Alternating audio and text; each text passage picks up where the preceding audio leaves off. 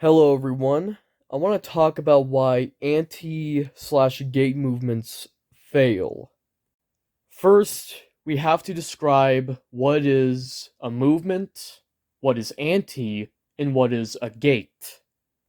A movement is a collection, or at least a group of people united under similar ideals. Either it's religion, politics, or something that is going down in your local hometown. Now, anti means you stand against something or you utterly hate what you are seeing. And a gate mainly refers to a controversy in relation to corruption or a full blown implosion of a community or an entire industry. Now, I was going to devote some bit of the video to explaining what a counter or subculture is, but I think we all generally know what those are. But I will definitely explain how some successes in relation to some movements mainly rely on the diversity in terms of certain beliefs in relation to politics and religion. The first example I'm going to bring up is going to be the anti-furry movement because I started out in that space and therefore I'm the most familiar with it. Even though half of my audience is anti-furry, I'm going to be honest here. The anti-furry community or movement has failed. This ain't it, Chief. And part of the reason why it failed is because it is a full-blown melting pot in terms of politics. Some are communist, some are centrist, some are libertarians, and others fascistic. And that already makes them infight because they don't exactly agree with each other on those political ideologies. Now, when it comes down to religion, both the Christians and the Muslims don't exactly infight. Instead, they will only infight with the atheists, which I can't exactly blame them. I hate atheism too. And another reason why it failed was because it was mainly defined by what it stood against and not what it stood for. Because you already know what anti-furry movement means. It means they are against the furry subculture. But it's not really standing for anything. Now, with the furry community, it is mostly homogenous. Most of them are leftists, and most of them are atheists. And it also, quote-unquote, stands for anthropomorphic animals, even though trying to convince a furry that his own subculture is inherently sexual is like trying to breathe underwater. It only results in you drowning. If there is one area that I will definitely give applause to both furries and anti-furries, it's the fact that they know how to network. Set up a YouTube channel, a Discord server, and get followers that will help you out in case your channel gets taken down. That I will definitely give them applause for, especially since one certain movement doesn't even know how to network. But we'll talk about them later. Now, as for the anti-degeneracy movement, it will probably last longer than the anti-furry movement, but I don't see much hope in it because, well, a good majority of the members are former anti-furries, and the other half are furries who are against the homosexual side of the community or the subculture. Which, if you ask me, if you're a furry and if you're not in it for what it's really all about, the furry subculture being founded during the sex revolution in the '60s, then if you ask me, you're just a fan of anthropomorphic animals. And another reason why I think the anti-degeneracy movement will fail, just like the anti-furry movement, is the fact that it's also mainly defined by what it stands against and not what it stands for. Okay, it wants to get rid of the degeneracy, but does it really define it? No, not really. Because if it said that it wanted to go full-blown Anthony Comstock and reestablish basic morality, to define it that way, it would probably last a bit longer, but it doesn't really do that. Now let's talk about Comicsgate. For anyone who doesn't know what Comicsgate was, Comicsgate was a movement founded as a reaction to the political subversion that went on in the comic book industry by the hands of the woke crowd, or as we used to call them back in the ye olden days of 2017, SJWs. But the Comicsgate movement, just like Gamergate, failed. Gamergate. Now that is a tragedy of a failure because that whole movement was founded in response to the active political subversion and the corruption that was going on in the gaming industry at the time, but sadly it failed, and that's because, one, the news networks were really good at painting it out to be some harassment troll campaign when that was not the case, and two, it was very disorganized. And this is also something that should also be applied to any, quote, anti or gate movements. One of the reasons why they fail is that they are pretty disorganized and they lack any sense of cohesion or any sense of direction at all. Now let's talk about the anti-woke movement. The anti-woke movement is a failure of an anti-movement, and one of the reasons is because members of the anti-woke movement, just like leftists, stripped the meaning out of the word woke, because to simply explain to you what the word woke actually means, well, I'm going to put it in simple terms. It's simple. It means left-wing ideology. That's all it. It was mainly as a way to point out the fact that there's left-wing ideology in either this business or in this piece of media, but now it means, oh, this is unpopular, and people don't like it, hence woke, and they do not care about the actual ideological beliefs of the media or company that is pushing that. They don't care, because people like the Critical Drinker, Rev Says Desu, and his wife Straub, same as Kirsha, Mahler, and Rags, they really do not care about the ideological beliefs of the media that they're complaining about. Really, they just care about the money, hence why Critical Drinker praised the film Sinners, even though it has a lot of left-wing messaging in it, and that's because he's becoming irrelevant, and people like him are grifters. So already, that is proof of why it is a failed movement, or at least, well, one of the reasons why it is a failed movement. And to further my point, members of the anti-woke movement aren't really right-wing. They're only right-wing by labels, such as conservative, Republican, or libertarian. But really, and there is an old saying for this, they're really just the Democrats of yesterday.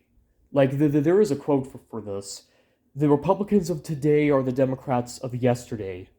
And once you realize that all of these, quote, conservatives, Republicans, and libertarians are really just leftists in their worldview, you realize that the anti-woke movement is also woke in and of itself. Another reason why the anti-woke movement is also a failure is because these people don't really partake in networking. Like, all they really rely on are the algorithms of YouTube, Rumble, TikTok, and many other sites, which is why, when they start to lose relevancy, they start to do things that go against what they believe in. And of course, just like any movement that is, quote, anti or gate-like, it is entirely defined by what it stands against and not what it stands for. Because what else does it have besides wokeness? Nothing, really. It is truly defined by what it stands against and not what it stands for. And another one is the fact that it's also disorganized, because they will only start to organize if there's someone competent enough who points out the fact that this piece of media is left-wing in worldview, and that is where they'll start to, kick them out. Like, case in point, Synthetic Man with God of War Ragnarok, he pointed out that game has left-wing messaging, and they kicked him out because they all liked the game, but they hated the fact that someone pointed out the actual truth behind the political ideology of the game. That's really the only reason why they ever organized, was to kick out someone who was actually doing his job as someone who was a part of the quote anti-woke movement. Now, from what I've noticed, it seems like that in order to make a successful movement, you have to make it into a counter or subculture, actually standing for something instead of being entirely defined by standing against something. Which brings me to MGTOW. Now, MGTOW is an exception mainly because it is not a movement, let alone an ideology, but a philosophy. Now, let's explain why MGTOW as a counterculture works by explaining what it stands for. 1. The name. The name is an acronym meaning men going their own way. It believes that you as a man should leave both the dating scene and the political landscape behind just so that you as a man can self-improve and enjoy what you enjoy within a moral framework. 2. Its core 3 tenets. No marriage, no cohabitation, and no new children. 3. It is for normal men. It is for men who are not troons, and it is for men who are not involved in the whole LGTB stuff. It is for straight men who are biological men and are not delusional and wearing women's clothing. Now, you don't have to agree with MGTOW, but first we must clear some misconceptions surrounding it. 1. It is not misogynistic, despite what many like to claim. MGTOW actually pins the blame on both the culture, feminist ideology, same as the behavior of modern women, and how modern men seem to have no spine. 2. It is not male feminism. Feminism is a political ideology. And political ideologies are mainly focused on the political landscape. And MGTOW is a philosophy. Now, yes, philosophies can influence the political landscape, but philosophies are mainly their own thing. They mainly focus on more cultural, ideological, individualistic, and even collectivistic matters. It is a worldview. Besides that, MGTOW is only starting to experience problems because of subversive agents such as Igor MGTOW, Iridium Kush, and Bullets for Teeth trying to introduce troon anima LGTB ideology into it, even though, as I said earlier, MGTOW is for normal men, and that means straight men who are A-okay with the fact that they are biological men. MGTOW also doesn't have a diversity in terms of like religion and political ideology. In terms of political ideology, most of them are center-right. And in terms of religion, they're mostly Christian. Now, yeah, there have been some that have told me that there are many who are atheists or agnostics, but I've personally seen more Christians than I have with agnostics or atheists in MGTOW. So yeah, besides the subversive agents, MGTOW as a counterculture works because, 1, it stands for something and it's well defined. 2, it is on a political and religious level pretty homogenous. And as a result, the simple philosophy became a counterculture. Oh, and I forgot to mention this, but when it comes to networking and MGTOW, mwah, fantastic. They are great at networking. So seriously, they deserve a full-blown 10 out of 10 when it comes to that.